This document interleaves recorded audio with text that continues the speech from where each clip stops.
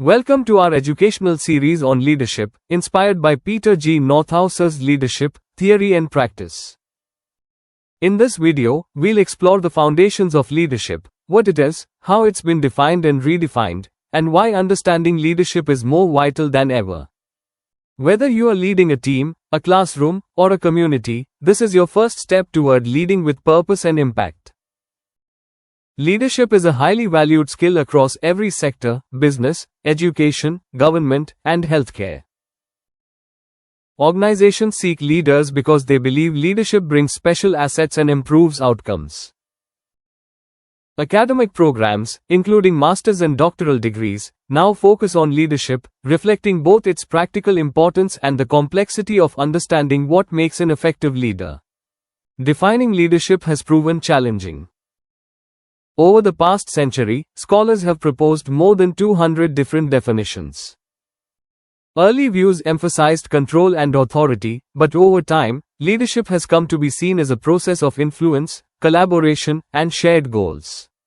Today, leadership is recognized as a complex, multidimensional phenomenon, shaped by context, relationships, and values.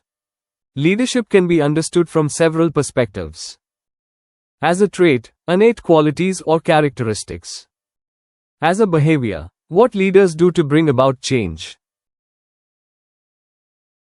As a relational process, how leaders interact with followers. As a power relationship, the capacity to influence others. As a transformational process, inspiring followers to achieve more. As a set of skills, learnable capabilities that enable effective leadership. Despite the many definitions, 4 core components are central to leadership. Process. Leadership is not a static trait but a dynamic, interactive event between leaders and followers. Influence. Leadership is about affecting others' attitudes and actions. Group context. Leadership occurs within groups, there must be followers. Common goals. Leaders and followers work together toward shared objectives. Northouse defines leadership as a process whereby an individual influences a group of individuals to achieve a common goal. The trait perspective suggests leaders are born with special qualities, like charisma or intelligence, limiting leadership to a select few.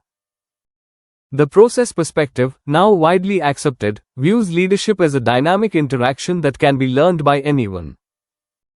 This means leadership is accessible to everyone, not just those with certain traits.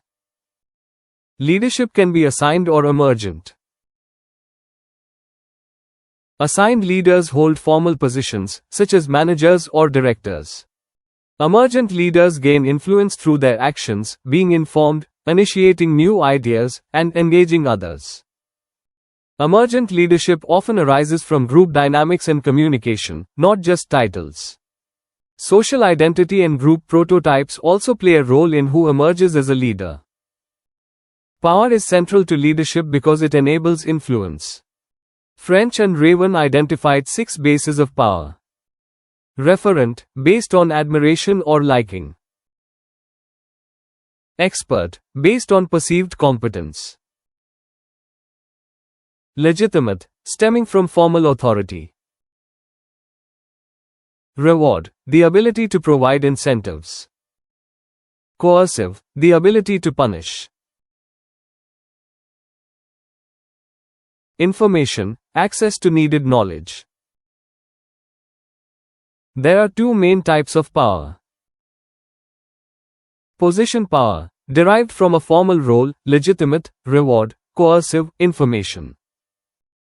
Personal power, based on being liked or seen as knowledgeable, referent, expert. It's important to distinguish leadership from coercion. Coercion involves forcing others to act against their will, often using threats or punishment. While coercive leaders may achieve compliance, their actions are not considered ethical or true leadership. Genuine leadership is about voluntary influence, mutual respect, and working toward common goals. Is leadership morally neutral, or does it carry ethical responsibilities? Some argue leadership is neutral. It can be used for good or ill, as seen in both Martin Luther King Jr. and Adolf Hitler. Others insist leadership must be grounded in moral values and serve the common good. This debate shapes how we understand and practice leadership today. Most contemporary approaches emphasize that leaders have an ethical responsibility to attend to followers' needs and promote justice, service, and equality. Leadership and management are related but distinct. Management is about order, planning, and stability. Leadership is about vision, change, and movement. As John Cotter stated, management produces order and consistency, leadership produces change and movement. Both are necessary for effective organizations, leadership for direction, management for execution. Modern leadership must be adaptive, inclusive, and ethically responsible. New approaches, such as authentic, servant, ethical, and inclusive leadership, reflect the growing importance of values, diversity, and adaptability. Today's leaders are expected to be visionary, collaborative, and principled, guiding groups through complexity and change. Leadership is complex, multidimensional, and ever-evolving. Effective leadership involves influence, group context, and common goals. Power and ethics are central to leadership practice. Anyone can develop leadership skills. Leadership is not reserved for a select few. So, what kind of leader do you want to be? Leadership isn't reserved for source or generals. It happens in classrooms, clinics, non-profits, and communities. Remember,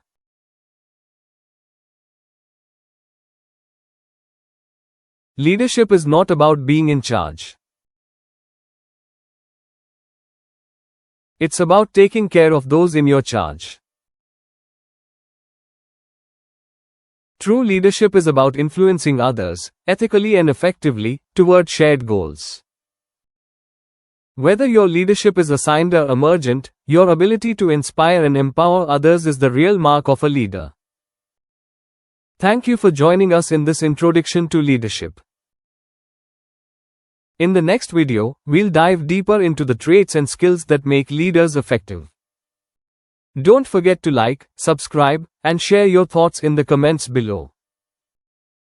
This script is based on Northouse's Leadership, Theory and Practice, Chapter 1, and incorporates key insights from lecture notes for clarity and educational value.